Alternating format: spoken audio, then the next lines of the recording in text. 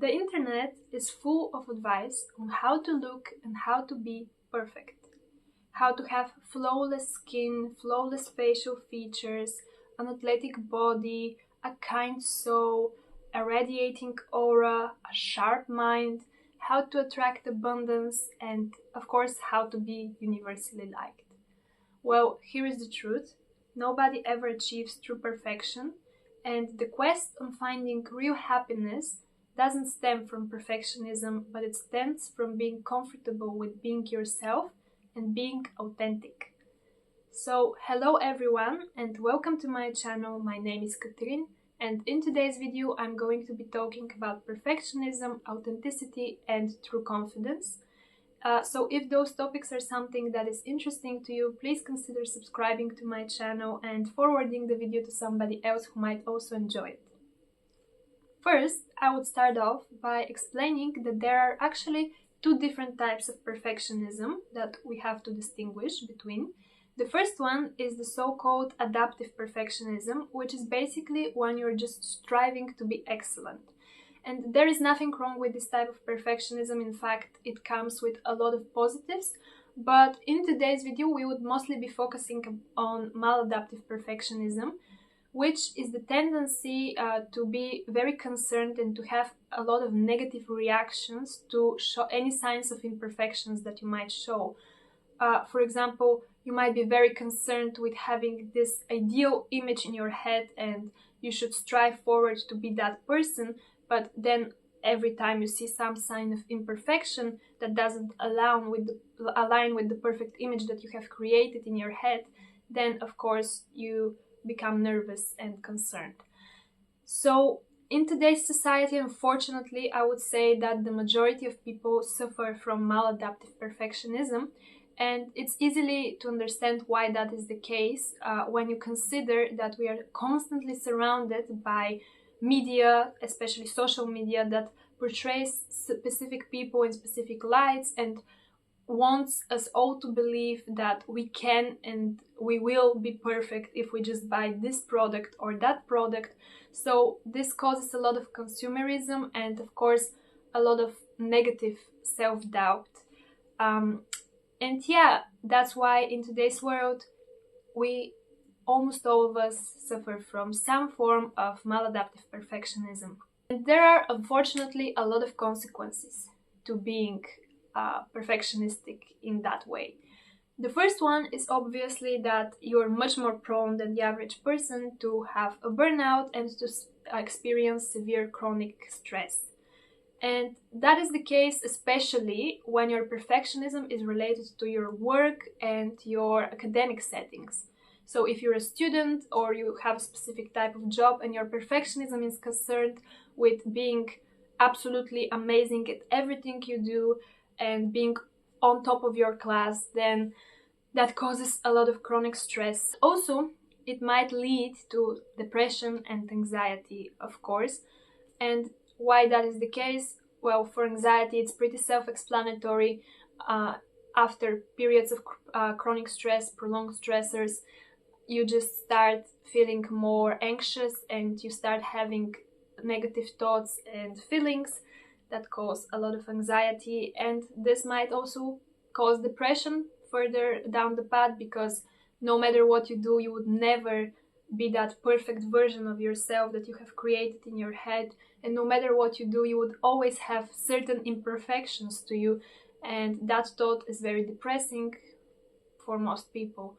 So actually, surprisingly, the maladaptive perfectionism also comes with a heightened possibility of you procrastinating.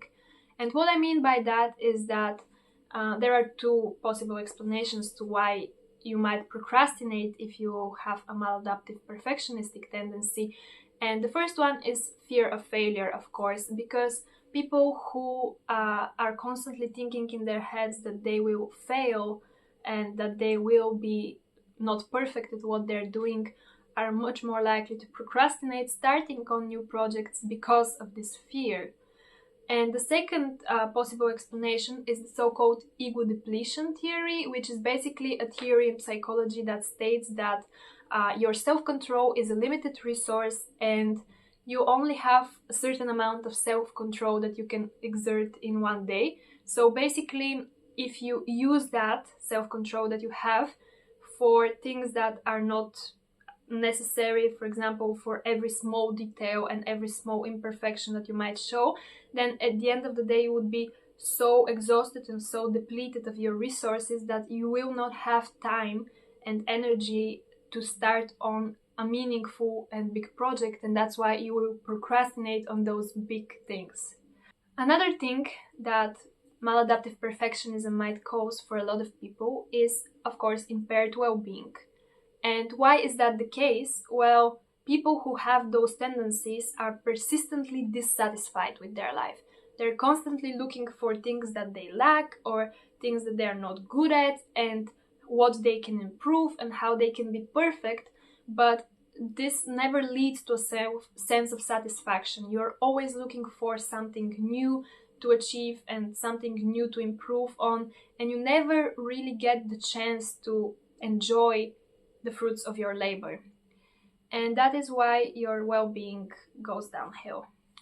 Another thing that maladaptive perfectionism might cause is that people who have it would be less likely to seek help, not only from friends and family members, but also professional help from a psychologist and a specialist, because the reason is obvious.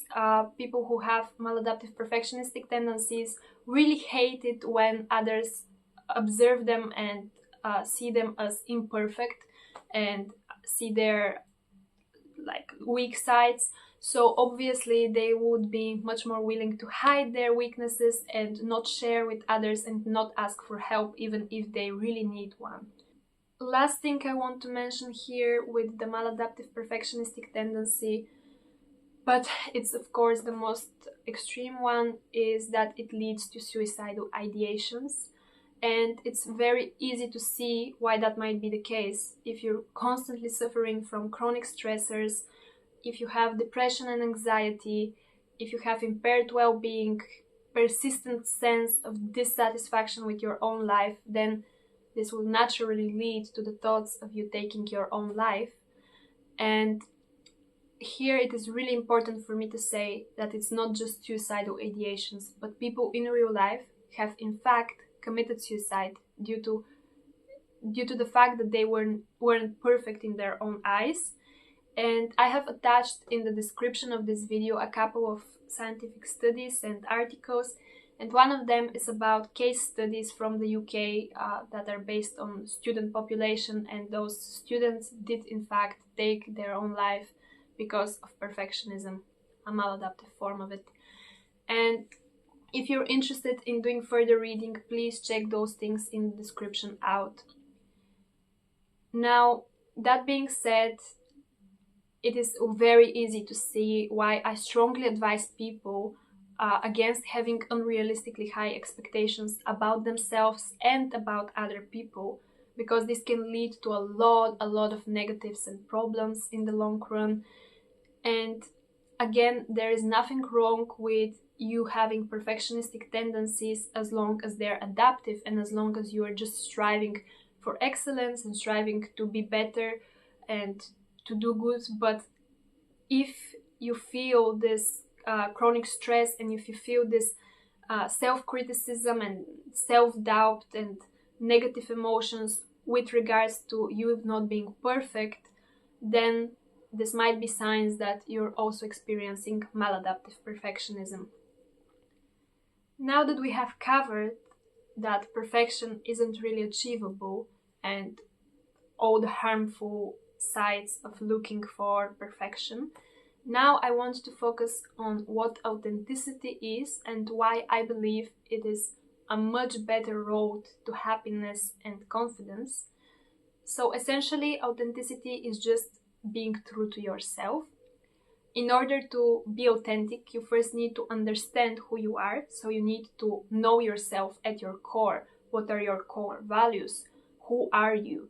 Then after you have this knowledge about your core values and who you are, then you can implement it by acting in accordance to that knowledge and putting not putting on any masks, but being authentic and being true to yourself.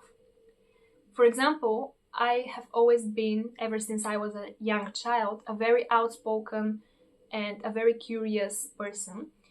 And I used to just say what I thought and just challenge other people's opinions, challenge other people's viewpoints from a very young age. However, after a couple of years, I entered the school system, and the school system tried to tune that down. It tried to put me in a box. It tried to make me think and behave just like other children and just like everyone else. So what the school system did to me was that I eventually started putting on a mask. I started pretending that I would agree with opinions that I didn't agree with, and I started pretending that I don't have much to say, or I don't have any new or more creative thoughts. And what this did was that it just put me in the box, and I felt really bad because I actually lost a part of myself. But this was what I was taught in school. This was the way that the system tried to make me. Eventually, I did learn that this was not who I truly was, and that trying to suppress all of my thoughts and all of my opinions was just leading to stress for me. So eventually I did start again bringing up new ideas, being more outspoken.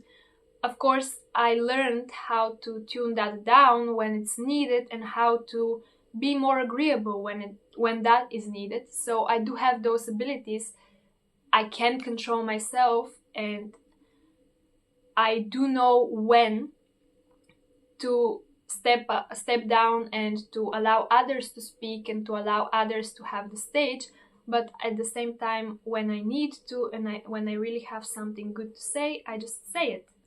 So I returned to being more authentic. I returned to who I was at my core when I was a child. But also this came with a price, that now a lot of people might disagree with me. When I share what I think, a lot of people might point their fingers at me and say you're wrong, or they might not like me for being so outspoken. So every time you stand out and you're different from the crowd, you would be pointed at and you will be discussed. So this is the price that you have to pay in order to be more authentic and in order to be more unique, to be a more similar to who you were as a child before the system taught you who you should be.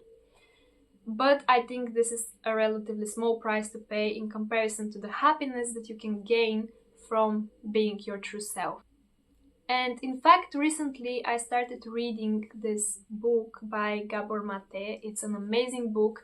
It's called The Myth of Normal. I highly recommend it to anyone who is interested in psychology and wants to learn about the current culture and about trauma and all those things. So it's an amazing book, and now it finally explained to me why and where this desire to fit in and to be liked comes from. And of course it comes from childhood, which is not surprising. But essentially what childhood is all about, it's a period of time when you are very prone to look for validation and to seek acceptance. Because children, they are not self-sufficient. They cannot feed themselves, they cannot do a lot of things for themselves. They really need a parental figure, and they really need a good attachment with this parental figure. And any type of threat to this attachment, that's what Gabor Mate speaks about a lot, it's the authenticity versus attachment. Any threat to the attachment to the parental figure has to be worked on. And every time there would be a conflict between the two, the authenticity and the attachment will always win. Because it is the strategy that the child uses in order to be taken care of. So eventually, if the adult doesn't accept the child as it is, and the adult says that the child should behave a specific way, even though it's not in accordance with its authentic self, the child will still behave in the way that the parent wants, because essentially that is what will guarantee the attachment to the parental figure. And that's how a lot of us learn from a very young age to put on masks through this trauma of early social rejection. A lot of people even develop a fear of rejection from a very young age because of that and because of this experience that they're having. So now that you know where this desire to fit in stems from, and now that you know that you have put on those masks in early childhood, now it is easy to understand why I believe that the true road to confidence doesn't come from perfectionism. It doesn't come from trying to be this perfect version that society has created for you, but instead it comes from returning to your authentic self. Because by returning to your authentic self, you allow yourself to work and to develop your strong sides that are natural to you. For example, when I returned to my natural sense of being outspoken, I allowed myself to challenge other people's opinions, to challenge other people's views, while also keeping a respectful and kind tone.